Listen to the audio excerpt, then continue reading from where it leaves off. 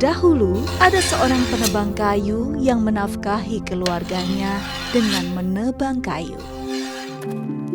Setiap hari dia pergi ke wilayah pegunungan dan bekerja keras menebang kayu. Setelah itu, dia akan membawa kayu-kayu itu untuk dijual.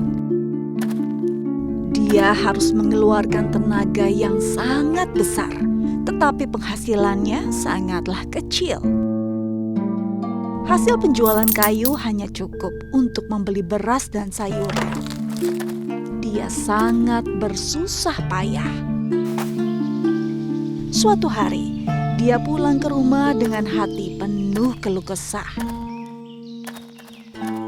Saat jam makan tiba, dia pun terus berkeluh kesah dan mengatakan bahwa dia bersusah payah setiap hari hanya demi makan 3 kali sehari.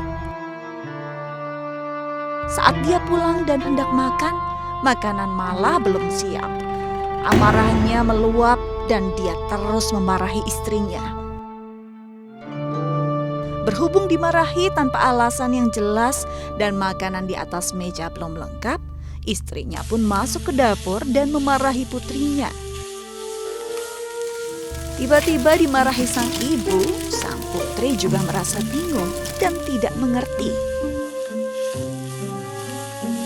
Di tengah kebingungan, dia yang tengah memasak lupa bahwa dia telah menambahkan garam dan kembali menambahkannya lagi.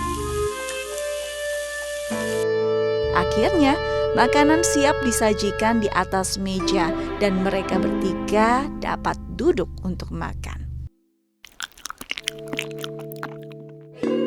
Setelah mencicipi makanan, penebang kayu itu berkata, "Mengapa asin sekali?" Amarahnya kembali terbangkitkan dan dia mengomel dengan lantang. Setelah itu, dia pergi lagi dengan membawa parang. Dia bertemu dengan sekelompok penebang kayu dan terus bercerita dengan gusar. Di lereng gunung, mereka berjalan sambil berbicara. Penebang kayu itu makin bercerita, makin gusar, dan mulai mengayun-ngayunkan tangannya. Dia lupa bahwa dia tengah memegang parang.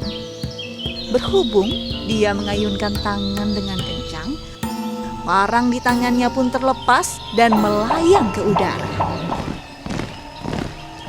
Di kaki gunung ada sekelompok orang yang lewat, dan parang yang melayang tadi kebetulan melukai satu orang di antara mereka. Orang ini bukanlah orang biasa, melainkan putra mahkota negeri tetangga. Melukai putra mahkota negeri tetangga adalah hal yang sangat serius. Raja negeri tetangga sangat murka. Berhubung parang itu jatuh dari lereng gunung, dia merasa bahwa ini adalah pembunuhan berencana. Karena itu, dia pun menggerakkan pasukannya untuk menghancurkan negeri ini. Kedua negeri ini semula bersahabat.